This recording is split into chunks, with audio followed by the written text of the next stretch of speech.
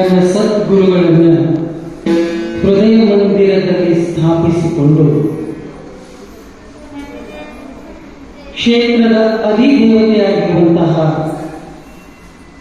ಜಗದಾದಿ ವಸ್ತು, ಜಗನ್ಮಂಗಲ ವಸ್ತು, ಜಗಜ್ಜನನಿ ಜಗನ್ಮಾತೆ ಮಹಾಲಕ್ಷ್ಮೀ ತಾಯಿಯ ಪರಮ ಪವಿತ್ರ ಪಾದಗಳಿಗೂ ಕೂಡ ಶಿರಸಾಷ್ಟಾಂಗ ನಮಸ್ಕಾರವನ್ನು ಸಮರ್ಪಣೆ ಮಾಡಿ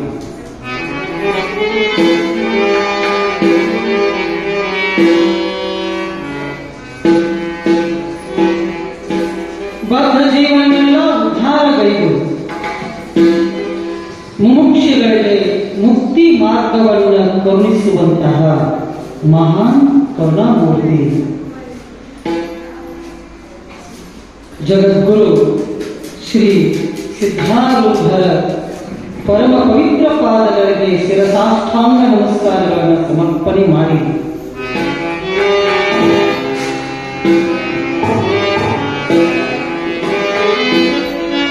ವಿಶ್ವಗುರು ಬಸವಣ್ಣನವರ ಆದಿಗುರು ಶಂಕರ ಭಗವತ್ಪಾದರ ತುಕಾರಾಮಾದಿ ಸಂತರ ಯಾವತ್ತೂ ಮಹಾತ್ಮ ವೃಂದಕ್ಕೆಲ್ಲ ಮನೋವಾಕ್ಕಾಯಗಳಿಂದ ಶಿರಸಾಷ್ಟಾಂಗ ನಮಸ್ಕಾರಗಳನ್ನು ಅರ್ಪಿಸಿ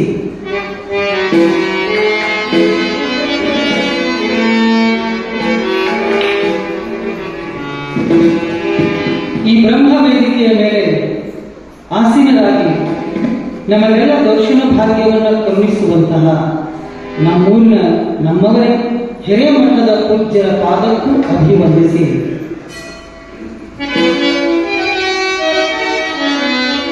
ದುರ್ಲಭವಾಗಿರುವಂತಹ ಈ ಮನುಷ್ಯ ಜನ್ಮದ ಸಾರ್ಥಕತೆ ಗಳಿಸಿಕೊಳ್ಳಬೇಕೆಂಬ ಸದುದ್ದೇಶದಿಂದ ಬಯಸಿ ಬಂದು ಈ ನವರಾತ್ರಿಯ ಕಾರ್ಯಕ್ರಮಕ್ಕೆ ಶೋಭೆಯನ್ನುಂಟು ಮಾಡುವಂತಹ ನನ್ನ ಸಕಲ ಗುರು ಹಿರಿಯರೇ, ದೈವ ಮಂಡಳಿಯವರೇ ಹಾಗೂ ತಾಯಂದಿರೇ, ಮುದ್ದು ಮಕ್ಕಳೇ, ತಮ್ಮೆಲ್ಲರಿಗೂ ತಮ್ಮೆಲ್ಲರ ಹೃದಯದಲ್ಲಿ ಬೆಳಗುವಂತಹ ಪರಮಾತ್ಮನಿಗೆ ಅನಂತ ಕೋಟಿ ಶರಣಾರ್ಥಿಗಳನ್ನು ಅರ್ಪಿಸುತ್ತಾ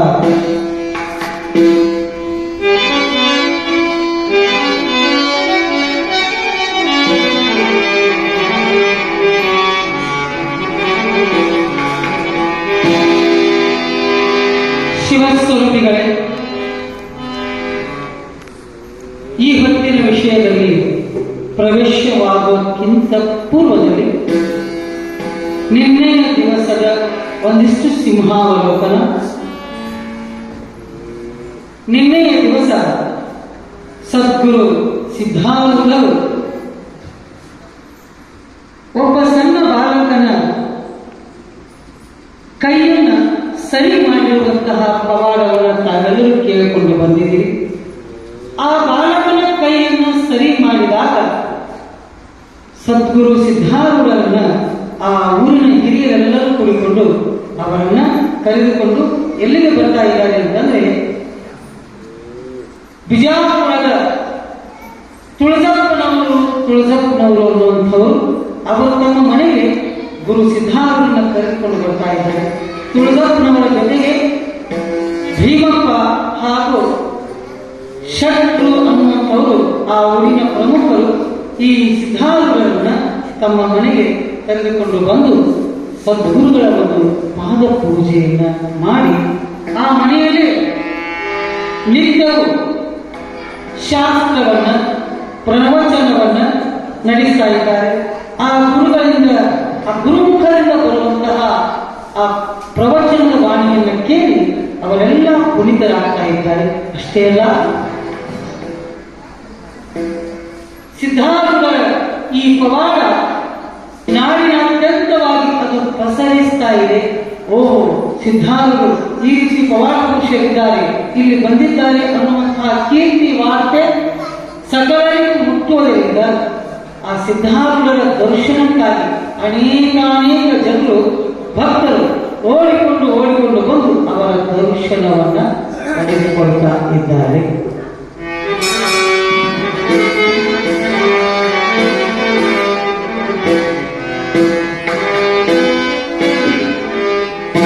ಈ ಹೊತ್ತಿನ ಅಧಿಕರಣವಾಗಿ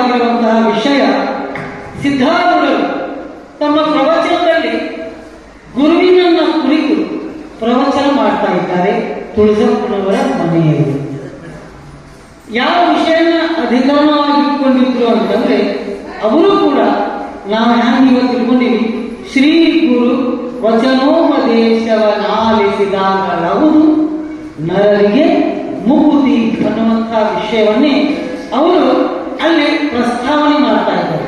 ಶ್ರೀ ಗುರುವಿನ ಉಪದೇಶಾಮೃತವನ್ನ ಆಲಿಸಿದ ಕ್ಷಣ ನರರಿಗೆ ಮುಕ್ತಿ ಆಗ್ತೈತಿ ಅಂತ ಹೇಳಿ ಸಿದ್ಧಾರ್ಥರು ಹೇಳ್ತಾ ಇದ್ರು. ಆ ಸದ್ಗುರುವಿನ ಉಪದೇಶಾಮೃತವನ್ನು ಕೇಳಿದಾದರೆ ಹೆಂಗ ಮುಕ್ತಿ ಆಗ್ತೈತಿ? ಇಲ್ಲಿ ಶಂಕಾ ಬರ್ತದೆ. ನಾವು ನೀವೆಲ್ಲ ಎಷ್ಟೋ ದಿವಸ ಇದೆಲ್ಲ ಗುರುವಾಣಿಯನ್ನು ಕೇಳ್ತೀವಿ, ಅದು ಮುಕ್ತಿ ಆಗಿದ್ದೇನೆ, ಒಮ್ಮೆಲೆ ಆಗಿದ್ದೇನೆ? ಇಲ್ಲ, ಆಗಿಲ್ಲ. ಯಾಕೆ ಆಗಿಲ್ಲ, ಯಾಕೆ ಆಗೋದಿಲ್ಲ ಅಂತ ಪ್ರಶ್ನೆ ಮಾಡಿದ್ರೆ ನಾವು ಅಲ್ಲಿ ಕೆಲವು ಕ್ರಮ ಹೇಳ ಶ್ರೀಮನ್ ವಿಷ್ಣು ಏನು ಅಂತಂದ್ರೆ, ಬರೀ ಶ್ರೀ ಗುರು ವಚನೋಪದೇಶವನ್ನು ಆಲಿಸಿದ ಕ್ಷಣ ಮುಕ್ತಿ ಆಗ್ತೈತಿ ಅಂತ ನಾವು ತಿಳ್ಕೊಂಡಿವಿ. ಅವರು ಮುಂದೆ ಮಾತ್ರ ಕ್ರಮ ಹಾಕ್ಯಾರ. ಆ ಕ್ರಮಗಳು ಏನೇನಿದಾವೆ ಬಹಳ ಚಂದ ಕ್ರಮ ಹಾಕ್ಯಾರ. ಅವ್ರು ಎಂಥ ಕ್ರಮಗಳು? ಶ್ರೀ ಗುರು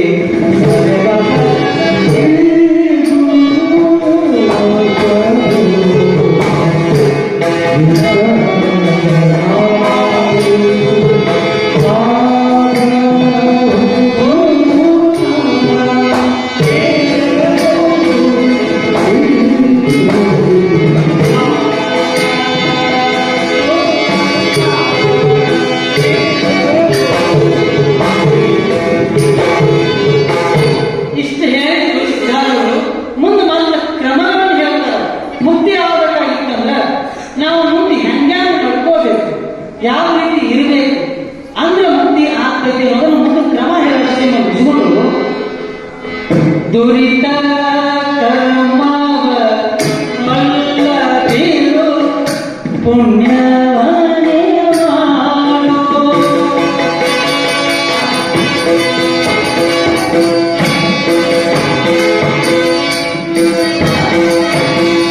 ದುರಿತ ಕರ್ಮ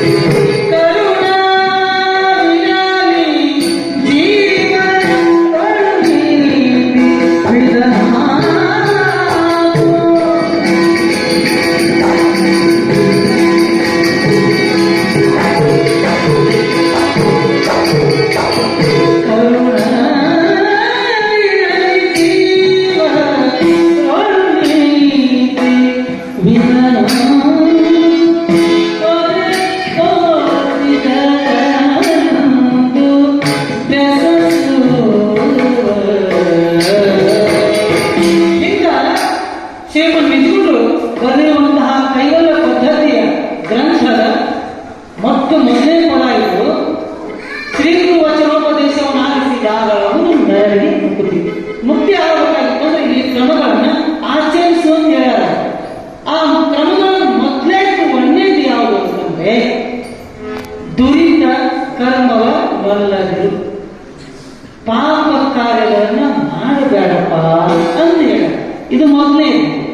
ಮತ್ತೆ ಮುಂದೆ ಹೇಳ್ತಾರೆ, ಇವ ಪಾಪ ಕರ್ಮ ಮಾಡಬೇಡ ಅಂತೀರಿ, ಮತ್ತೆ ನಮಗೆ ಏನ್ ಮಾಡ್ತೀರಿ ಅಂದ್ರೆ ಪುಣ್ಯವನ್ನೇ ಮಾಡು, ಪುಣ್ಯ ಕಾರ್ಯಗಳನ್ನ ಮಾಡು.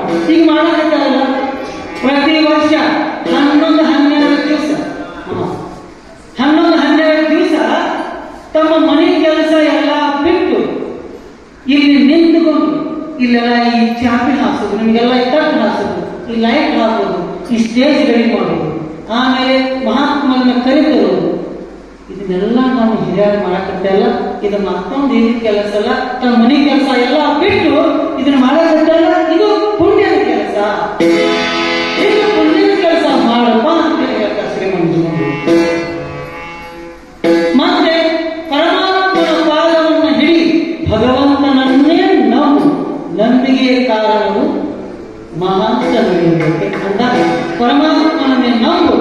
ಅಷ್ಟೇ ಅಲ್ಲ, ಮತ್ತೆ ಪರಮಾತ್ಮನನ್ನು ಹೆಂಗೆ ನಂಬುದ್ರಿ, ನಮಗೇನು ಗೊತ್ತಿಲ್ಲ ಅಂದ್ರೆ ಅದಕ್ಕೆ ಮಾತ್ರ ಮುಂದೆ ಹೇಳ್ತಾರೆ ಶ್ರೀಮಂತರು, ಶಾಂತ ಒಳನಾಡು.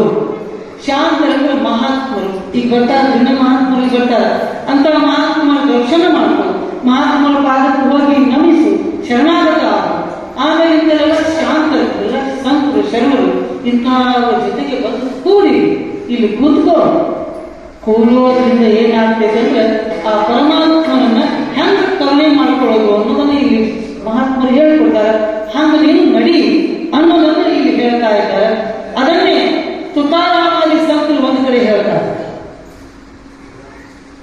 ನ ಬಗೆ ಧನ ಮುಕ್ತಿ ಸಂಪದ ಸಂತ ಸಂಗ ದೇಹಿ ಸದಾ. ಹೇ ಪರಮಾತ್ಮ, ನನಗ ಈ ರೊಕ್ಕ ದುಡ್ಡ ಬಂಗಾರ ಇದ್ಯಾವುದು ಬೇಡ, ಅಷ್ಟ ಅಲ್ಲ, ನನಗ ಮುಕ್ತಿ ಸಹಿತ ಬೇಡ ಪರಮಾತ್ಮ. ನನಗೆ ಯಾವಾಗಲೂ ಏನನ್ನು ಕೊಡು ಅಂತಂದ್ರೆ ಯಾವಾಗಲೂ ಸಂತ ಸಂಘವನ್ನ, ಮಹಾತ್ಮರ ಸಂಘವನ್ನ, ಶರಣರ ಸಂಘವನ್ನ ನನಗೆ ನಿತ್ಯ ಕೊಡು ಅಂತ ಹೇಳಿ ತುಕಾರಾಮರು ಅವ್ರು ನಮ್ಗೆ ತಿಳ್ಕೊಂಡಾರ. ಅದಕ್ಕೆ ಇಲ್ಲಿ ಹೇಳ್ತಾರೆ ಶಾಂತರೊಡನಾಡು. ಮತ್ತು ಮುಂದೆ ಹೇಳ್ತಾರೆ ಶಾಂತ ಜೊತೆ ಒಡನಾಡಿದೆ ಅಂತಂದ್ರೆ ಏನಾಗ್ತದೆ ಅಂದ್ರೆ ನಿನ್ನ ಅಂತಃಕರಣ ಶುದ್ಧಿ ಆಗ್ತದೆ.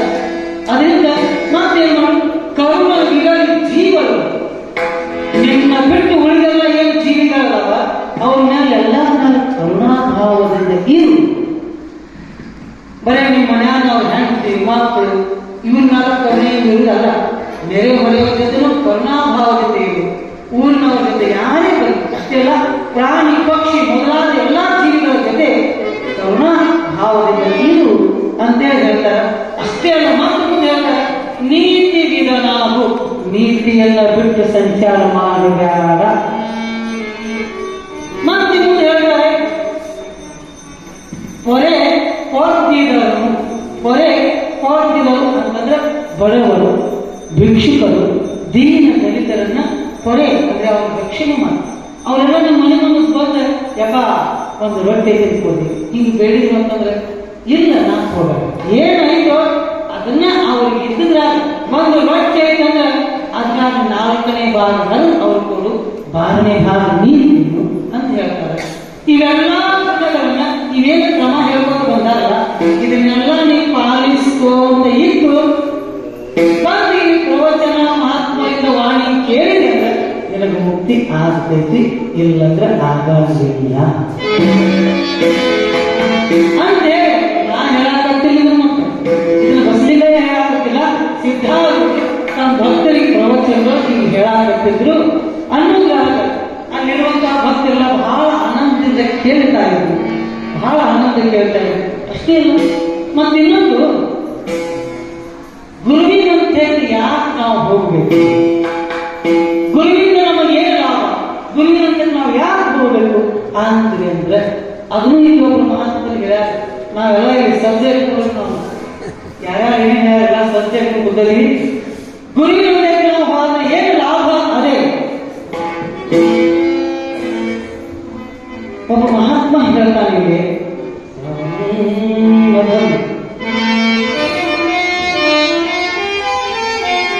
ನಾವು ಗುರುಗಳು ಯಾಕೆ ಹೋಗ್ರಿ, ನಾವು ಮನ್ಯಾಗ ಗ್ರಂಥ ಸಾಕಷ್ಟು ಗ್ರಂಥ ಓದಿ ನಾವು ಮುಕ್ತಿ ಪಡ್ಕೋತೀವಿ ಅನ್ನುವಂತ ಮಂದಿನ ನಾವೇನ್ ಕಡಿದೀವಿ, ಬಹಳಷ್ಟು ಸಾಲಿ ಕಲಿತೀವಿ, ನಮ್ಗೇನ್ ಕಡಿಬೇಕು ಅನ್ನೋ ಮಂದಿನೂ ಬಹಳ ಇದೆ. ಯೂಟ್ಯೂಬ್ ಒಳಗೆ ಮೊಬೈಲ್ ಯೂಟ್ಯೂಬ್ನಾಗ ನೋಡಿ ಅದನ್ನ ನೋಡಿಸಿಂದ ನಾವು ಮುಕ್ತಿ ಪಡ್ಕೋತೀವಿ ಅನ್ನುವಂಥ ಮಂದಿನೂ ಬಹಳ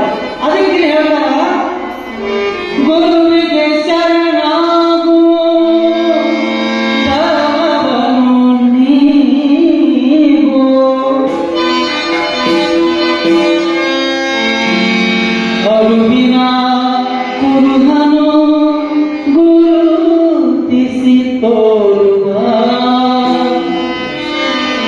ಗುರುವಿನಲ್ಲಿ ನಾವು ಹಾದಿವಿ ಅಂತಂದ್ರೆ ಶರಣಾಗತನಾದಿವಿ ಅಂತಂದ್ರೆ ಗುರು ಏನ್ ಮಾಡ್ತಾನ? ಅರುವಿನ ಕುರುಹು ನಿನ್ನ ಜ್ಞಾನದ ಕುರುಹನ್ನ ಗುರುತಿಸಿ ನಿನ್ಗೆ ಬೀಸಿದ ವ್ಯಕ್ತಿ ಆ ಜ್ಞಾನ ಹೇಳಿಕೊಡ್ತಾನಪ್ಪ. ಅದಕ್ಕೆ ಗುರುವಿನ ನೀ ಶರಣಾಗತನಾಗು ಅಂತ ಹೇಳ್ತಾರೆ. ಗುರುವಿಗೆ ಶರಣ ಮಾಧವ, ಗುರುವಿಗೆ ಶರಣಾಗು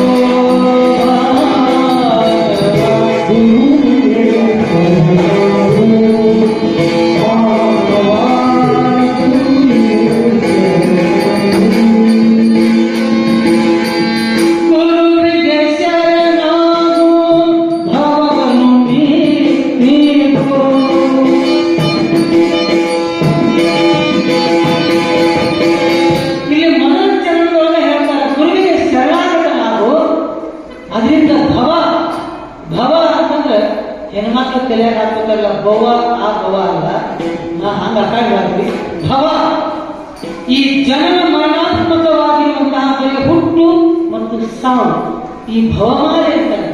ಇದರಿಂದ ನಿನ್ನನ್ನು ಏನ್ ಮಾಡ್ತಾನೆ ಗುರುನಾಥ? ಬಿಡುಗಡೆ ಮಾಡಿಸ್ತಾನೆ. ಅದಕ್ಕೆ ಗುರುನಾಥನಿಗೆ ಶರಣಾಗತ ಆಗು. ಇಲ್ಲ ಅಂತಂದ್ರೆ ಮಾತ್ರ ನೀ ಹಳ್ಳಿ ಪ್ರಾಣಿ ಪಶು ಪಕ್ಷಿ ಗಿಡ ಮರ ಹಿಂದಿ ಸುತ್ತ ಹಾಕಿ ಅನೇಕ ಕಷ್ಟಗಳನ್ನು ಅನುಭವಿಸಿ ಬರುವುದಾಗ್ತದಪ್ಪ. ಅದಕ್ಕೆ ಏನ್ ಮಾಡು? ಗುರುವಿಗೆ ಶರಣಾಗತನಾಗಿ ಭವವನ್ನು ನೀಡು, ಭವವನ್ನು ಕಳೆದುಕೋ, ಈ ಭವಮಾನೆಯಿಂದ ಮುಕ್ತನಾಗುವಂತೆ ಇಲ್ಲಿ ಹೇಳಾಕತ್ತಾರೆ. ಗುರುವಿಗೆ ಶರಣ ಭವವನ್ನು ನೀಡು, ನಿನ್ನ ಅರುವಿನ ಕುರುಹನು ಗುರುತಿಸಿ ತೋರುವ, ಅರುವಿನ ಕುರುಹನು ಗುರುತಿಸಿ ತೋರುವ ಗುರುವಿಗೆ ಗುರುವಿಗೆ ಗುರುವಿಗೆ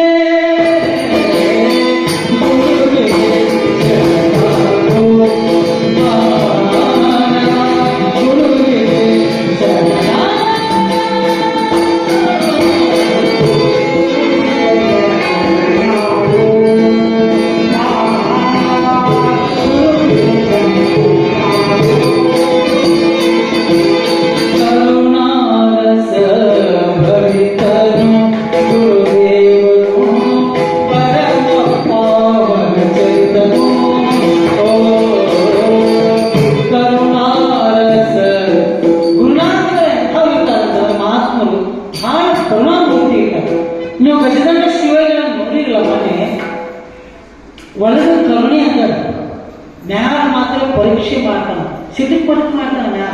ಅದ್ರ ಒಳಗೆ ಗುರುನಾಥನಲ್ಲಿ ಕರುಣಾಗುಣ ಇರ್ತದ, ಪರೀಕ್ಷೆ ಮಾಡ್ತಾನ.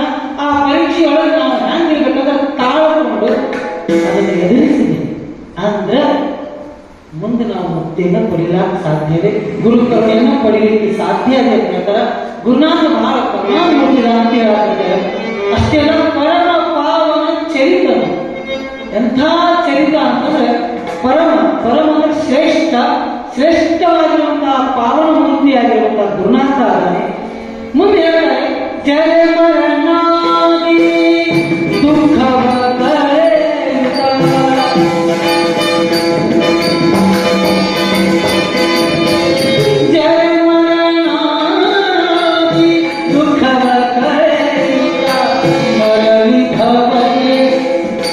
ಮರಳಿ ಭವತೆ ಪರದಂತೆ ಮರಳಿ ಭವತೆ ಪರದಂತೆ ಗುರುವಿಗೆ ಶರಣಾಗೋ ಶರಣಾಗೋ. ಇಲ್ಲಿ ಮತ್ತೆ ಒತ್ತಿ ಹೇಳ್ತಾರೆ, ಜಯ ಮರಣಾದಿ ದುಃಖವನ್ನು ಕಳೆಯುತ್ತ. ಜರೆ ಈಗ ಹಚ್ಕೊಳ್ಳಿ, ಅಲ್ಲಿ ನೋಡ್ರಿ, ಇಲ್ಲಿ ನೋಡ್ರಿ, ಯಾರೇ ಬಂದ್ರೆ ಜರೆ ಅಂತಂದ್ರೆ ಮುಪ್ಪು, ಮುಪ್ಪಾವಸ್ಥೆ, ಮರಣ. ಈಗ ಎರಡರಿಂದಲೂ ನಮ್ಮನ್ನು ಮುಕ್ತಿಗೊಳಿಸ್ತಾನೆ. ನಮ್ಮ ಸಾವಿನಿಂದ ಗುರುನಾಥ ಯಾಕೆ ಪಾರು ಮಾಡ್ತಾನೆ ಅಂದ್ರೆ ಈ ಮುಪ್ಪಾವಸ್ಥೆ ಮತ್ತು ಮರಣದಿಂದ ಹೆಂಗ ಪಾರು ಮಾಡ್ತಾನು ಅನ್ನೋದನ್ನ ಇಲ್ಲಿ ಮಾತ್ರ ಪರಮಾತ್ಮರು ಹೇಳ್ತಾರ, ಸಿದ್ಧಾರೂಢಿ ಹೇಳಕತ್ಯಾರ. ಹೆಂಗ ಒಂದೂರು ಒಳಗ ಒಬ್ಬ ಬಡ ರೈತ ಮನುಷ್ಯ ಹೊಲದಾಗ ಕೆಲಸ ಮಾಡ್ಕೊಂಡಿದ್ದಂತವ ದಿನಾನು ಬೆಳಗ್ಗೆ ಹೊಲಕ್ಕೆ ಹೋಗ್ತಿದ್ದ.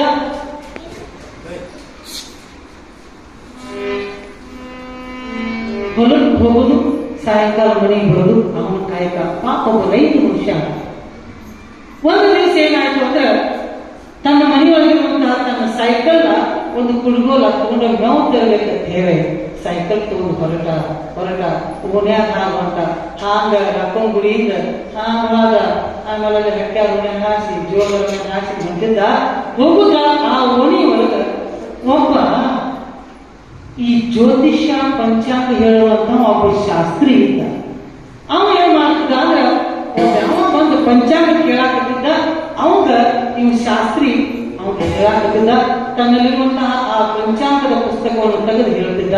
ಕೈಯಾಗ ಆ ಕವಳಿಕಾಯಿ ಅಂತ ಅವನಿಗೆ ಮುಗಿದು ಅವನ್ನೆಲ್ಲ ನೋಡಿ ಎನಿಸಿ ಹೇಳ್ತಿದ್ದ. ಅದೇ ಸಮಯಕ್ಕ ಇವ ರೈತ ಅವನ ಮನೆ ಮುಂದ ಹಾಯ್ದು ಹೋಗ್ತಿದ್ದ. ಇವ ಶಾಸ್ತ್ರಿ ಅವನ ಜ್ಯೋತಿಷಿ ಹೇಳೋದನ್ನ ಕೇಳಾಕತ್ತಿದ್ದ. ಇವ್ ರೈತ ಅಲ್ಲೇ ಹಾಗೆ ಹೋಗುವಾಗ ಹಾಗ ಇವ್ ದೃಷ್ಟಿ ಆ ಶಾಸ್ತ್ರಿ ಕಡೆ ಬಿತ್ತು. ಸೈಕಲ್ ಹೊಡ್ಕೊಂತ ಅವನ ಮನೆ ದಾಟಿದ, ಮುಂದೆ ಹಾದ. ಹೋಗುವಾಗ ಏನು ವಿಚಾರ ಬಂತು ಅಂತಂದ್ರೆ, ನಾನು ನನ್ನ ಭವಿಷ್ಯ ಕೇಳಿದೆ, ನಂದು ಏನೈತಿ ಭವಿಷ್ಯ, ಜಾತಿ ಏನೈತಿ ಕೇಳೋದು ಅಂತೇಳಿ ಒಳ್ಳೆ ಸೈಕಲ್ ಹೊಳಿಸ್ಕೊಂಡು ಬರ್ತೀವಿ. ಹೊಳಿಸ್ಕೊಂಡ್ ಬಂದ, ಸೈಕಲ್ ಹಚ್ಚಿದ, ಬಂದು ಏಪ್ಪ ಮಲ್ಲಪ್ಪ ಏನ್ ಹಿಂಗ್ ಬಂದಿ, ಹೊಲ ಕೊಟ್ಟಿದ್ದಾಗತ್ತಿ ಮತ್ತು ಹಳ್ಳಿ ಬಂದಿಲ್ಲ ಅಂತ ಶಾಸ್ತ್ರಿ ಅಂದಾಗ, ಹೌದ್ರಿಪ್ಪ ನಂದು ಯಾಕೋ ಒಂದ್ ಸ್ವಲ್ಪ ನಂದು ಭವಿಷ್ಯ ಕೇಳಬೇಕಂತ ಅನಿಸ್ತೈತಿ. ಹೌದಾ, ಬಾ ಅಂತ ಮುಂದೆ ಕುಂಡಿಸ್ಕೊಂಡ. ಮುಂದೆ ಕುಂತು ಕೂಡಲೇನ, ಹಾ ನಿನ್ನ ಹೆಸರ ಅಪ್ಪನ ಹೆಸರು ಅಡ್ಯಾಸ ಹೇಳ ಅಂದ. ಅವೆಲ್ಲ ಹೇಳಿದ. ಆ ಪ್ರಕಾರ ತನ್ನಲ್ಲಿರುವಂತಹ ಅವಳೇ ತಾಯಿಗಳನ್ನ ಹಿಂಗ ಮಾಡಿ ಹಿಂಗ್ ಒಗದ ಅವ್ರನ್ನ ಲೆಕ್ಕ ಮಾಡಿದ. 1, 2, 3, 4 ಹಿಂಗ್ ಲೆಕ್ಕ ಮಾಡಿ ಆ ಪುಸ್ತಕದೊಳಗ ಆ ಹೊತ್ತಿಗೆ ಪಾನ ಹಿಂಗ ತೆಗೆದು ಅಲ್ಲಿರುವಂತಹ ಎಲ್ಲ ಅವನ್ನೆಲ್ಲ ಜಾತಕ ನೋಡಿ ಏನ್ ಮಾಡಿದ, ಹಿಂಗ್ ಕಪ್ಪನ ಪುಸ್ತಕ ಮುಚ್ಚಿ ಹೇ ಅಲ್ಲಪ್ಪ ಕೇಳ್ದ ಹೋಗ್ ಅಂದ್ಬಿಟ್ಟು. ಅಂದಾಗ ಭಾವನ ಯಪ್ಪ ಏನ ಹೇ ಒಟ್ಟ ಕೇಳು, ಮೊದಲು ಎದ್ದು ಇಲ್ಲಿ ಏನೇನು ಹೇಳ್ರಿ, ಒಟ್ಟ ಕೇಳ ಹೋಗು, ಸುಮ್ಮನೆ ಎದ್ದು ಹೋಗು. ಹಂಗ ಅಂದಿಸ್ಬೇಡ, ಏನಾಗಿತ್ತು ಹೇಳಿ. ಪರಿಯಾಗಿ ಬಿಡಾಕಿದ್ದು ಬೇಡ್ಕೊಳಕತ್ತಾನ. ಆಗ ಹೇಳಿದ, ಮಲ್ಲಪ್ಪ ಏನು ಹೇಳು, ನಿಂದು ನಾಳೆ ಸಂಜಿಕ 6 ಗಂಟೆಗೆ ನಿನ್ನ ಮರಣ ಆಯ್ತೋ ಅಂದ. ಬೆಂಕ ನಾಳೆ ಸಂಜಿಕ ನನ್ನ ಮರಣ್ರಿ ಅಂದ. ಹೌದು, ಅದಕ್ಕೆ ಹೋಗು, ನಿನಗೆ ಏನೇನು ತಿನ್ನಾಗೈತಿ, ಎಲ್ಲೆಲ್ಲಿ ತಿರುಗಾಡೋದಾಗೈತಿ, ಹೋಗಿ ಎಲ್ಲಾ ಕಡೆ ತಿರುಗಾಡಿ ಬಾ. ನಾಳೆ ಸಾಯಂಕಾಲ ನಿನ್ನ ಮರಣ ಏನ್ ಮಾಡ್ಕೋ ಅಂತ ಬಿಟ್ಟ. ಪಾಪ ತನ್ನ ಹೆಗಲ ಮೇಲೆ ಕೈವಲ್ಲ ತಗೊಂಡ ಮುಖ ಬರೆಸ್ಕೊಂಡು ಅಲ್ಲಿಂದ ಜಾಗ ಬಿಟ್ಟ. ನಡ್ಕೊಂತ ಸೈಕಲ್ ತಗೊಂಡು ನಡ್ಕೊಂತ ದುಃಖದಿಂದ ಮನೆಗೆ ಬಂದವನೇ ಹೆಂಡತಿ ಅಂತವಾದ. ಹೆಂಡತಿ ನೋಡಿದ, ಪಾಪ ಕೆಟ್ಟವನು ರೊಟ್ಟಿ ಮಾಡಕತ್ತಿದ್ರು, ಸುತ್ತ ಕಾಟಾಗ ಕುಂತ ಚಿಂತೆ ಮಾಡಕತ್ತ. ಅಯ್ಯ ಬಾ ಹೇಳಿ ಬರೀ ಮತ್ತೆ ಹೊಲಕ್ಕೆ ಹೋಗಿದ್ದೀವಿ, ಇಷ್ಟವ್ರು ಯಾಕೆ ಬಂದ್ರಿ ಅಂತ. ಇಲ್ಲ ಮತ್ತ ಏನಿಲ್ಲ, ಯಾಕೋ ಮಳೆ ಬರಂಗಿಲ್ಲ. ಯಾಕ್ರಿ ಏನಾಗಿ ತಿಂಜಾಕ ಮಬ್ಬರಿ ಅಂತ. ಇಲ್ಲ ಊಟ ಮಾಡ್ಬಾರಿ, ಊಟ ಮಾಡಲಿಲ್ಲ. ಚಿಂತೆ ಬಂದಂತ ಸಂಜೆ ಆಯ್ತು. ಮರುದಿವ್ಸ ಬೆಳಕಾತು, ಹೆಂಡತಿಗೆ ಹೇಳುವಾಗ ತಾನ ಕೊರಗಾಕತ್ತೆ ಅನ್ನೋದ್ರಾಗ ಹೆಂಡತಿ ಅಂದ್ರೆ ಯಾಕ್ರಿ ಸರಿಯಾಗಿ ಊಟ ಮಾಡ್ಬಾರ್ರಿ, ಒಂಥರ ಮಕ್ಕಳು ಕೊಡಾಕ್ತೀರಿ, ಏನಾಗೈತಿ. ಏನಿಲ್ಲ, ನಿನ್ನೆ ಜ್ಯೋತಿಷ್ ಕಡೆ ನಂದು ಪಂಚಾಂಗ ಜಾತಕ ಕೇಳಿ ಇವತ್ತು ಸಾಯಂಕಾಲ ನಂದು ಸಾವೈತೆ ಅಂತ ಹೇಳ್ಯಾನು ಅಂದ.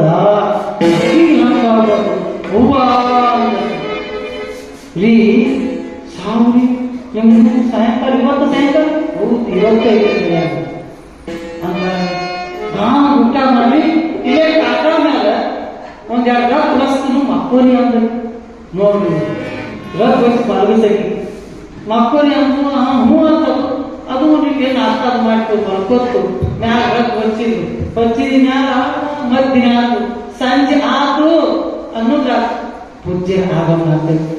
ಓಂ ನಮಃ ಶಿವಾಯ ಓಂ ನಮಃ ಶಿವಾಯ ಓಂ ನಮಃ ಶಿವಾಯ ಓಂ ನಮಃ ಶಿವಾಯ ಓಂ ನಮಃ ಶಿವಾಯ. ಜೈ ಮಂಗಳಂ ಜೈ ನಮಃ. ನೋಡಿ ರಥ ಹೊತ್ತು ನಿಮ್ಗೆ ಆರಾಮ್ ಮಲ್ಕೊಂಬೇಡ್ರಿ ಅಂತಂದು ಆಯ್ಕೊಂದು ಮಲ್ಕೊಂಡ 3 ಆತು 4 ಗಂಟೆ ಆಗಿತ್ತು. ಅಷ್ಟೊಳಗೆ ಏನಾಯ್ತು ಅಂದ್ರೆ ದನಗಳು ಮನ್ಯಾಗ 3-4 ಜನ ಇದ್ದು ಅಮ್ಮ ಅಂತ ಬದಲಾಗ್ತಿತ್ತು ಪಾಪ. ಇವು ಹೊತ್ಕೊಂಡು ಮಲ್ಕೊಂಡವ ಮುಸುಕು ತೆಗದ ಸತ್ತ ಸಾಯವಲ್ಲ ಕರೆ ದನಗಳು ಪಾಪ ಅಮ್ಮ ಕರಿಯಾಕತ್ತಾವ.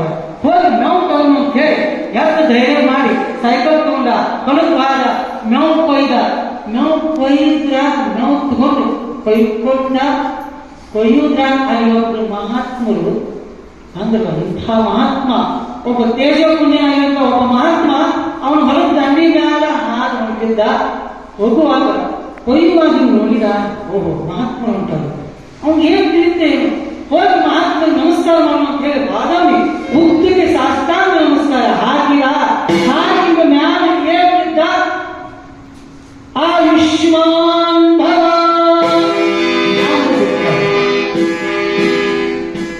ಅಷ್ಟೊಂದು ಅವ್ರ ಮಹಾತ್ಮ ಹಾದು ಇವು ಮಾತು ಮೇವು ಮಾಡಿದ. ಮೇವು ಕೊಯ್ಕೊಂಡು ಹೊರಗೆ ಕಟ್ಟಿದ. ಸೈಕಲ್ ನ ಹೊರಗೆ ಇಟ್ಕೊಂಡ ತಗೊಂಡು ಮನೆಗೆ ಬಂದ 5:30 ಆಗಿತ್ತು. ಬಂದ ಮೇವು ದನಗಳಿಗೆಲ್ಲ ಮೇವು ಹಾಕಿದ. 6 ಗಂಟೆ ಆಯ್ತು. ಸಾಯಲಿಲ್ಲ, ಏನೂ ಆಗಲಿಲ್ಲ. ಆಮೇಲೆ 8 ಆಯ್ತು, 9 ಆಯ್ತು, 10 ಆಯ್ತು, ಸಾಯಲೇ ಇಲ್ಲ, ಏನೂ ಆಗಲಿಲ್ಲ. ಬೆಳಗಾಯ್ತು, ಮುಂಜಾನೆ ಯಾಕ ಏನು ಸತ್ಯ ಇಲ್ಲ ಅಂದ. ನಮ್ಮ ಸಾವಿಲ್ಲ ಇಲ್ಲ ಅಂದರು ಓಡಿಕೊಂಡು ಬಂದ. ಎಲ್ಲಿಗೆ ಜ್ಯೋತಿಷಿ ನಂತರ ಬಂದ. ಜ್ಯೋತಿಷಿ ಮನೆಯಾಗಿದ್ದ. ಜ್ಯೋತಿಷಿ ಅಡಗ ಸುಟ್ಟು ಬಂದಿತ್ತು. ಅಂತ ಜ್ಯೋತಿಷನ ಹೇಳ್ಕೊಳ್ಳಿ ಎಂತ ಪಂಚಾಂಗ ಹೇಳೋನಿ ಅಲ್ಲ ನಿನ್ನೆ ಸಂಜೆ 6ಕ್ಕೆ ಸಾಯ್ತೀನಿ ಅಂತ ಹೇಳ್ತಿ ನೋಡಿ ನಾನು ಸತ್ಯ. ಜ್ಯೋತಿಷ ಹೊರಗೊಂಡು ಹೋದರು ನಿನ್ನೆ ಸಾವಿತ್ತ ನಿನ್ನ ಸತ್ಯ ಇಲ್ಲ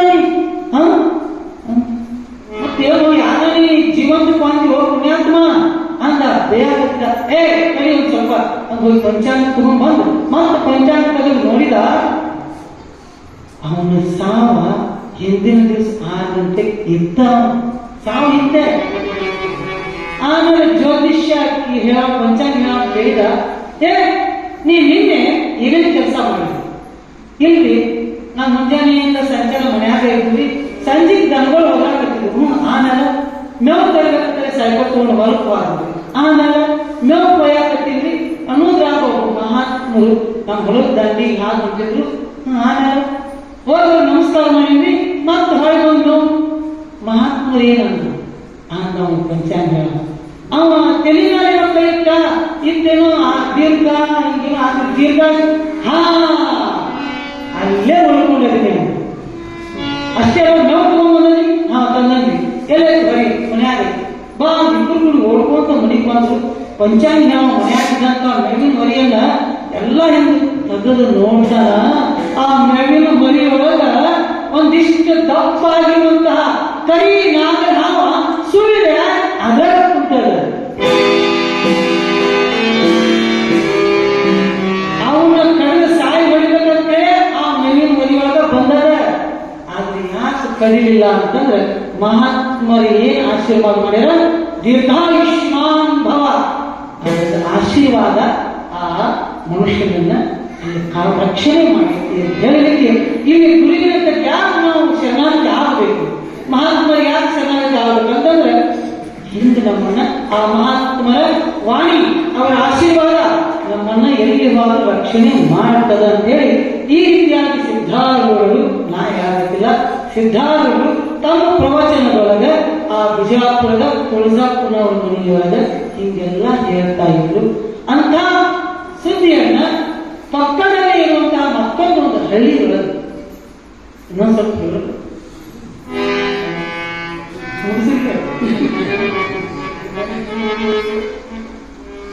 ಅಲ್ಲೇ ಪಕ್ಕದಲ್ಲಿರುವಂತಹ ಒಂದು ಊರು. ಆ ಊರಿನೊಳಗೆ ಮಹಾದೇವಿ ಅನ್ನುವಂತಹ ಒಬ್ಬ ಧರ್ಮಪತ್ನಿ, ಅವಳ ಪತಿ ಶಂಕರಪ್ಪ ಇದ್ದ. ಆ ಶಂಕರಪ್ಪ ಒಬ್ಬ ತಾಯಿ ಇತ್ತು, ಬಹಳ ಸುಂದರ ಸಂಸಾರ ಇತ್ತು. ಆದ್ರೂ ಕೂಡ ಆ ಪಾಪ ಮಹಾದೇವಿ ಅನ್ನುವಂತಹ ಸತಿಗೆ ಮಕ್ಕಳಾಗಿದ್ದಿಲ್ಲ. ಎಷ್ಟು ವರ್ಷ ಅಂದ್ರೆ 5, 6, 7 ವರ್ಷ ಆದ್ರೂ ಕೂಡ ಮದುವೆಯಾಗಿ 5, 6, 7 ವರ್ಷ ಆದ್ರೂ ಮಕ್ಕಳ ಭಾಗ್ಯ ಇದ್ದಿದ್ದಿಲ್ಲ. ಅದೊಂದು ಕೊರತೆ ಬಹಳ ಇತ್ತು. ಆ ಮಹಾದೇವಿಯ ಆರ್ತಿ ದಿನ ಪೀಡಿಸ್ತಿದ್ದ ಹೆಣ್ಮಗಳನ್ನು. ಹೆಂಗ ಪೀಡಿಸ್ತಿದ್ದ ಅಂದ್ರೆ, ಹೇ ಕೊಟ್ಟಿ ಏನ್ ಬಂದು ಸೇರ್ಕೊಂಡು ನಮ್ಮ ಮನ್ಯಾಗ ನಿನ್ನಂತ ಬಾಚಿ ಇದ್ರೆ ಇರುವುದೇನು ಸತ್ತು ಹೋಗುತ್ತಿ ನಮನಿ ಕಾಣ್ತಿದ್ದು.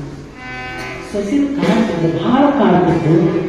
ಆಗ ಆ ಮಹಾದೇವಿ ಅನ್ನುವಂತಕ್ಕೆ ದಿನಾಲು ಕಣ್ಣೀರು ಹಾಕ್ಲಾಗ ಇರ್ತಿದ್ದಿಲ್ಲ. ಇಷ್ಟಾದ ನಂತರ ಆ ಶಂಕರಪ್ಪನ ಅವ್ವ ಅಂದ್ರೆ ಮಹಾದೇವಿ ಅತ್ತಿ ಏನ್ ವಿಚಾರ ಮಾಡಿದ್ರು ಅಂದ್ರೆ, ಈಕಿಗಂತೂ ಮಕ್ಕಳಾಗೋದಿಲ್ಲ, ಮತ್ತ ತಮ್ಮ ಸಂಬಂಧಿಕರೊಳಗೆ ಒಂದು ಕನ್ಯೆ ಹಾಕಿ, ಏ ಶಂಕರ ಬಾ ಇವತ್ತೇ ಹೋಗಿ ಆ ಕನ್ಯಾ ನೋಡಿ ಬರೋನು ಅಂತ ಹೇಳಿ ಅಂತಿದ್ಲು. ಆದ್ರೆ ಶಂಕರ ಅನ್ನುವಂತ ಮಹಾದೇವಿನ ಪ್ರೀತಿ ಇದ್ದ. ಅದಕ್ಕೆ ಮುಂದೆ ಹಾಕೊಂಡು ಬಂದ. ಯವ್ವ ಮುಂದೆ ಹೋಗಿ ಇವಾಗ ಕಾಲಿನ ಅಂತ ಹಾಕಕ್ ಬಂದಿದ್ದ. ಆದ್ರೂ ಆಕೆ ಹೆಣ್ಮಗಳು ಆಗ್ತಿದ್ದಕ್ಕೆ ಬೆರಗಿದ್ದು ಬಿಡ್ಲೇ ಇಲ್ಲ.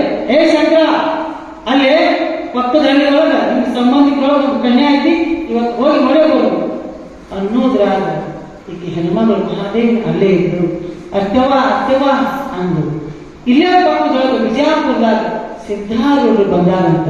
ಅವ್ರ ಆಶೀರ್ವಾದ ತಗೊಂಡ್ ಬರ್ತೀನಿ, ನಮ್ಮ ಯಜಮಾನ ನಾವು ಹೋಗಿ ಬರ್ತೀವಿ, ಅಪ್ಪನೇ ಕೂಡ್ರಿ ಅಂತ ಅರ್ಥ ಅಂದಾಗ, ಬಡ್ಡಿ ನಿನ್ನ ಇನ್ನೇನು ಮಕ್ಕಳಾಗ್ತಾವ, ಮುದಿ ಮುಂದೆ ಆಗಿ ನೀ ಹಿಂಗ ಬಂಜಾಗೆ ಸಾಯಿದ್ನಿ ಅಂತ ಒದರಿ ಅದ್ರ ನಾಲಿಗೆ ತಿನ್ನೋದು. ಈ ನಮೂನಿ ಇರ್ತಾವ ಆರ್ತಿಗಳು, ಮಾತಾಡ್ತಿರ್ತಾವ, ಭಾಳ ಕಾಡ್ತಾವ. ಅಂತ ಆರ್ತಿಗಳು ಈಗೂ ಅದಾವ. ಗೊತ್ತಿಲ್ಲ, ನಮ್ಮ ಊರಾಗ ಹಂಗೆ ಯಾರಿಲ್ಲ. ಯಾರಿರ್ಬೇಕು ನಮ್ಮ ಊರಾಗ?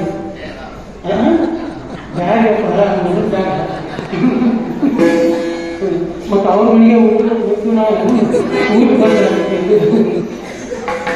ಜಾಸ್ತಿ ಭಾಳ ಬೆಳಗಿದ್ದು ಸಸಿ ಎಷ್ಟು ಪರೀಕ್ಷೆ ಮಾಡೋದು ಅಷ್ಟ ಒಂದು ಹಿಂದ ಕೆನಿಗೆ ಬಿಡುದಿಲ್ಲ.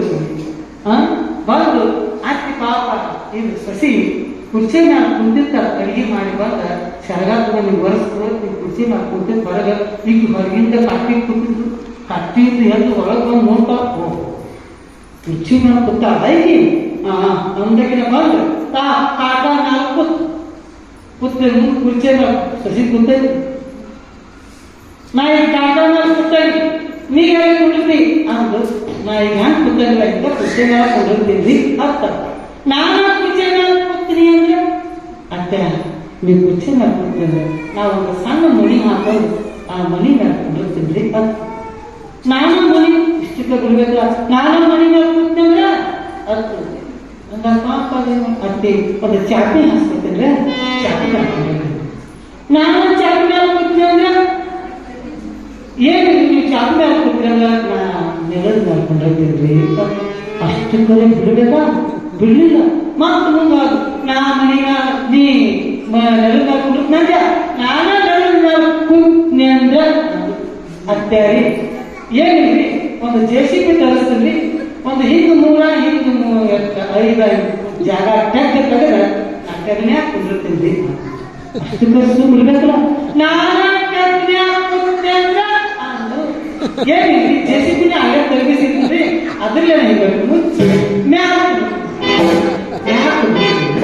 ಎಷ್ಟ ಅನ್ನದಲ್ಲ ಎಷ್ಟೋ ಹುಡುಗಿ ಬಿಚ್ಚಿಕ್ ಬಿಡ್ಬೇಕು. ಹಂಗ ಇಲ್ಲಿ ಈ ಕಡೆ ನಮ್ಮಲ್ಲಿ ಯಾರಿಲ್ಲ, ಹೊರಗಡೆ ನೋಡ್ತೀವಿ ನಾವು. ಇಲ್ಲ ನೀವೇನು ಅಗಾಟ ಮಾಡ್ಕೊಬೇಡ್ರಿ. ಹಿಂಗೆ ಹೆಣ್ಮಕ್ಳು ಭಾಳ ಬೇಕಿದ್ದ ಹಾಕಿ ಕಾಡ್ತಿದ್ರು. ಅತ್ತೆ ಇಲ್ಲೇ ಪಕ್ಕದಾಗ ಹೋಗ್ಬೇಕು ಅಂದ್ರೆ ಅಪ್ಪನೇ ಕೊಡಲಿಲ್ಲ. ಆದ್ರೂ ಅವನು ಮಗ ಶಂಕರನ ಕರ್ಕೊಂಡು ಕಲ್ಯಾಣ ಮತ್ತೊಂದು ವಿವಾಹ. ಈಕೆ ಹೆಣ್ಮಕ್ಳು ಪಾಪ ಬಹಳ ದುಃಖ ಆಯಿತು. ದುಃಖದಿಂದ ಓಡಿ ಹೋಗಿ ಜಗಲಿ ಒಳಗಿರುವಂತಹ ಸಿದ್ಧಾರೂಢ ಅವರ ಮೂರ್ತಿಯನ್ನೇ ಕಣ್ಣೊಳಗೆ ತುಂಬಿಕೊಂಡು ಆ ಜಗಲಿಯನ್ನು ಹಿಡ್ಕೊಂಡು ಹಾಕಿದ್ರು. ಹೇ ಸಿದ್ಧಾರೂಢ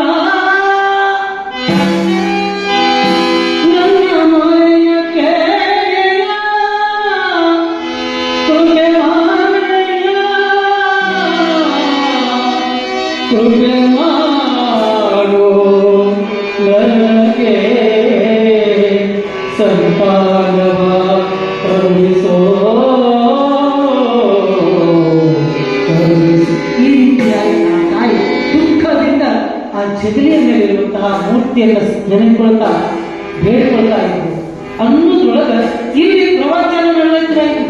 ಎಲ್ಲಿ ಎಲ್ಲಿ ಪ್ರವಚನ ನಡೆಯುತ್ರಿ? ಬಿಜಾಪುರದೊಳಗೆ ಪ್ರವಚನದೊಳಗೆ ಶಾಸ್ತ್ರ ಹೇಳಕತ್ತಾರ ಸಿದ್ಧಾರ್ಥರು. ಇಲ್ಲಿ ಶಾಸ್ತ್ರ ಹೇಳ್ತಾರ.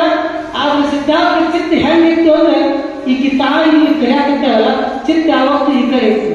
ಈ ಕಡೆ ನೋಡ್ತಾ ಅಲ್ಲಿ ಬಿಜಾಪುರದಾಗ ಕೂತಾರ, ಈ ತಾಯಿ ಕಡೆ ನೋಡ್ತಾ ಇದ್ರು. ಅವಾಗ ಈ ತಾಯಿ ತನ್ನ ಹಣೆಯನ್ನ ಆ ಗದ್ದಿಗೆ ಜಬಲಿಗೆ ಬಡಿದುಕೊಂಡು ಅಳೋದನ್ನ ನೋಡ್ತಾ ಇದ್ರು. ಸಿದ್ಧಾರ್ಥರಿಗೆ ಕರೆಯಾಕಾಗಲಿಲ್ಲ. ಅಲ್ಲಿಂದ ಅಲ್ಲಿ ಪ್ರವಚನ ಹೇಳಾಕತ್ತಾರ.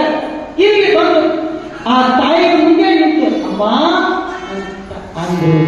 ಅವಾಗ ಅಂತ ಯಪ್ಪ ಸಿದ್ಧಾರ್ಥ ಬಂದ್ಯಾ ಅಂತಂದೆ. ನನ್ನಪ್ಪ ಬಂದ್ಯಾ ಅವ ನನ್ನವ್ವ ಯಾಕೆ ದುಃಖ ಮಾಡ್ತೀವ? ನಿನಗ ಬಂಗಾರದಂಥ ಮುತ್ತಿನಂತ ಮಗ ಬರ್ತಾನ, ನಿನ್ನ ಗರ್ಭ ಬಿಡ್ತಾನ, ಮುಂದೆ ನಿನ್ನ ಮನಿ ನನ್ನ ಗೋಕುಲ ಹಾಕತ್ತೀವ, ಯಾಕೆ ಚಿಂತೆ ಮಾಡ್ತಿ ಅಂತಂದಾಗ ಯಪ್ಪ ನನಗೆ ಮುಂದೆ ಹಾಕಿ ಕೊಡ್ತೈತಿಪ್ಪ, ಹಂಗೇನು ಮಾಡಿದ್ವಿ ಪರಿಹಾರ ಮಾಡಪ್ಪ, ಏನ್ ಚಿಂತೆ ಮಾಡಬೇಡವ, ನಿನಗ ಮಕ್ಕಳು ಆಗ್ತೇವವ. ಅಷ್ಟೊಂದು ಮಾಯ ಆದ್ರು ಈಗ ನಮಸ್ಕಾರ ಮಾಡಿ ನೋಡ್ತಾವ.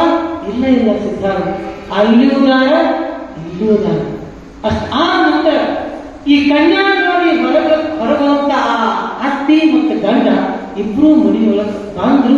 ಬರುವುದಾದ ಇಲ್ಲಿ ಓಡ್ಕೊಂತ ಹೋಗಿ ಅಟ್ಟವ ನಮ್ಮ ಮನ್ಯಾಗ ಸಿದ್ಧಾರ್ಥರು ಬಂದಿದ್ರು. ಅದು ಸಿದ್ಧಾರ್ಥರು ಬಂದ್ರ ಕೇಳಿದವ ಶಂಕರ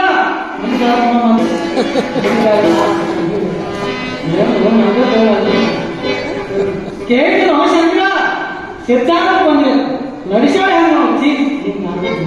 ಇಲ್ಲ ಅಂತವ. ಸಿದ್ಧಾರ್ಥರು ಬಂದು ನನ್ನ ತಲೆನ ಕೈ ಇಟ್ಟು ಮಕ್ಕಳ ಅಕ್ಕಾವ ಅಂತ ಹೇಳ್ಯಾರ. ಅಂಕುಳಿಗೆ ಹಿಂಗ ಅಕ್ಕ ಮುರ್ದಕ್ಕೆ ಆಯ್ತು. ಮಕ್ಕಳ ಮಕ್ಕಳು ಈ ಕೊಟ್ಟಿಗೆ ಮಕ್ಕಳ ಅಕ್ಕಾವು ಇಷ್ಟೇ ಅನ್ನೋದ್ರಾಗ ಆ ಮಹಾದೇವಿ ಅನ್ನುವಂತ ಆ ಹೆಣ್ಣು ಮಗಳಿಗೆ ವಾಂತಿ ಆಗ್ಲಿಕ್ಕಿತ್ತು. ವಾಂತಿ ಮಾಡ್ಕೊಳಕತ್ತಿರು. ಬಿಕ್ಕಿ ಹಂಗ ವಾಂತಿ ಮಾಡ್ಕೊಳಕತ್ತಾರ. ಈಗ ಗಾಬರಿ ಅದು ಆಗ್ತಿದ್ದಿ. ಏನಾದ ಇದಕ್ಕೆ ಹಿಂಗ್ಯಾಕೆ ಮಾಡಕ್ಕೆ ಶಂಕರ ಅಲ್ಲಿಗೆ ಮಕ್ಕಳ ಮನೆ ಇದ್ದಾರ ಮಾದೇ ಮಗವ ಕರ್ಕೊಂಬಾರ್ದು. ಆಕಿ ನಾಟಿ ಹೋಗಿ ಅಂದ್ರೆ ಹಿಂಗೆ ಹೊರಗಡೆ ಹಿಡಿದು ನೋಡ್ಬಿಟ್ಟು ಆಕೆ ಕರ್ಕೊಂಬ ಅಂತ ಕಳಿಸಿದ್ದು. ಆಕಿ ಬಂದಕ್ಕೆ ಆಕೆ ಹೊರಗೆ ಕರ್ಕೊಂಡು ಹೋಗಿ ಅವಳ ನಾಡಿ ಮಿಡಿತವನ್ನು ನೋಡಿ, ಆಗಿನ ಕಾಲದಲ್ಲಿ ಉಂಟಾಯಿ, ಈಗಿನ ಡಾಕ್ಟರ್ ಇದ್ದಿದ್ದಿಲ್ಲ, ನಾಡಿ ಮಿಡಿತವನ್ನು ನೋಡಿ ಪರೀಕ್ಷೆ ಮಾಡಿ ಹೊರಗೆ ಕರ್ಕೊಂಡು ಬಂದಕ್ಕೆ ಹೇಳಿದ್ದು, ಏ ಶಂಕರ ನೀ ಅಪ್ಪ ಆಗ್ತೀವೋ ಅಂದ್ಬಿಟ್ಟು ಅಂಕುಲ ಖುಷಿ ಆಗ ಆಗ್ಲಿಕ್ಕೆ ಆಗ್ತಿ. ಅವ್ವ ನಮ್ಮ ಸಸಿ ಗರ್ಭೋಗಿದಾರ. ಹೌದಿವ ನಿನ್ನ ಸಸಿ 3 ತಿಂಗಳು ಗರ್ಭೋಗಿದಾರ. ಅಂಕುಲ ಖುಷಿ ಆಯ್ತು. ಆಮೇಲೆ ಬಂದಕ್ಕೆ ಹೋಗಿ ಮಹಾದೇವಿ ತಲೆನಾಲಿಕ್ಕೆ ಹತ್ತದೈತೆ ಆ ಕೈಯಾಡಿಸ್ತಾ ಇತ್ತು. ಅವ್ವ ಚಲೋ ಆತ ಶುದ್ಧಾಳು ಕಡಿಮೆ ಮಾಡಿದೇವ, ನಿಮ್ದು ಭಕ್ತಿ ಭಾಳ ಚಲೋ ದೇವ ಅಂತ ಕರ್ಕೊಂಡು ಬರಬೇಕು. ಈ ರೀತಿಯಾಗಿ ಸಿದ್ಧಾರರು ಪವಾಡಗಳೆಲ್ಲ ಮಾಡ್ತಾ ಬಂದಿದ್ದಾರೆ. ಇನ್ನು ಮೇಲೆ ಮಹಾತ್ಮರ ವಾಣಿಯಿಂದ ಅಮೃತವಾಣಿಯಿಂದ ಕೇಳಿ ನಾವು ನೀವೆಲ್ಲರೂ ಧನ್ಯರಾಗೋಣ ಅಂತ ಹೇಳಿ ಈ ಹೊತ್ತಿನ ಪುರಾಣಕ್ಕೆ ಮಂಗಲವನ್ನು ಪಾಲನೆ. ಜಯ ಮಂಗಲಂ ಜಯ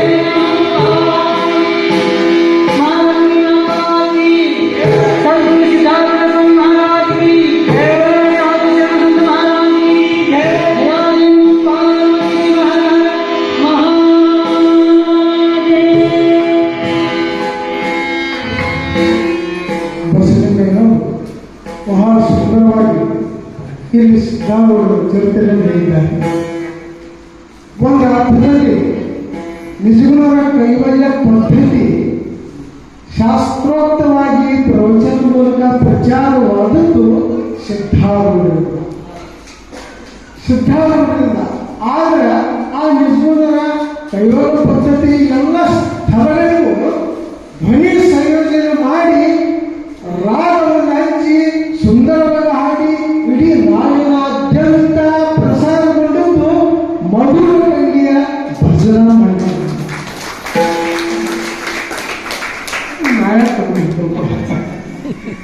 ಒಂದು ಮಾತು ನೋಡ್ತಾ ಇದೆ, ತುಳಜಾಪುರ ಮನ್ಯಾಗ ಗುರುಗಳ ನೀತಿ ಉದಾನ 2 ನಿಮಿಷ ಬಿಸಿದ್ರೆ ನೀತಿ ಅಂದ್ರೆ ಹೆಂಗಿರ್ತದೆ ಅಂದ್ರೆ ರಾಮಾಯಣದಲ್ಲಿ ಒಂದು ಸಣ್ಣ ಕಥೆ ಬರ್ತದೆ. ರಾವಣ ಸೀತೆಯನ್ನು ಹೊತ್ಕೊಂಡು ಒಯ್ಯುವಾಗ ಸುಮ್ಮನೆ ಬಿಡೋಣ ಅಂತ ಹೇಳಿ ಅಂದಾಗ ಅಂತ ಪುಷ್ಪಕ್ಕೆ ಮಾಡ್ತಾರೆ.